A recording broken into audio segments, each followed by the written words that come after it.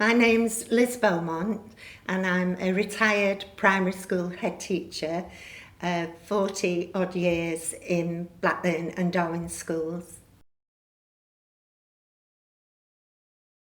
Right, my pilgrimage was not a religious pilgrimage, it was a very personal pilgrimage for me as a unique individual on my own journey.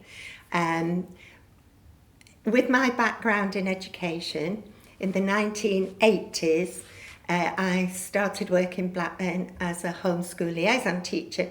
They were appointed by Lancashire County Council in those days to work with ethnic minority communities, which in my case were predominantly of Pakistani origin.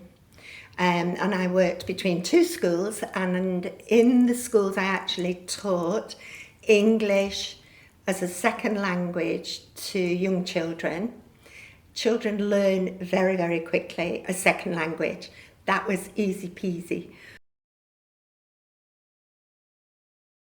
There was a lot of racism in schools in those days, people saying they've got to speak English, they're not allowed to use their mother tongue and things like that. So the other dimension to my job was to get out into the homes of the children, to get out into community centres and work with groups of parents, giving them cultural information, working with bilingual assistants and teaching that generation to speak English in order to support their children's education and learning. As a result of that work, I became incredibly absorbed, obsessed almost, with the background and the motivation that led those families to come from Pakistan to Blackburn of all places.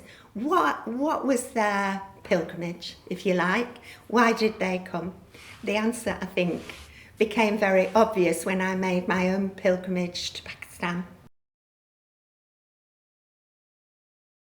And I went with a colleague, a friend, and together we did a big study called The Myth of Return. And we made it an academic study, so there are papers and things written about the myth of return. Are the children that we teach ever going to go back to Pakistan when they've got their education and they've got their employment qualifications? Will they go back to Pakistan and settle there, as their parents seemed at that time to think was going to happen? When I got to Pakistan, as well as all that learning for me, I actually discovered a very personal aspect to it all, in that my dad had served with the British Army in the Indian subcontinent in the Second World War. And the village in Pakistan that I stayed in, I was amazed at the level of English spoken by the men of my dad's generation. And it turned out that they'd fought alongside my dad's regiments and others in the Second World War. And I made that spiritual connection between my family and the families there in Pakistan. And that has stayed with me forever.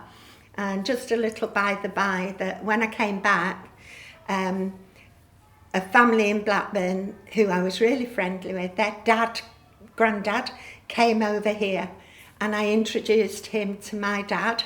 Got a big map of the Indian subcontinent on my lounge floor, and the two of them knelt down and their paths crossed so many places in the Second World War. So I've got a real spiritual link actually with a village called Changabengial in the Gujarat region of Pakistan.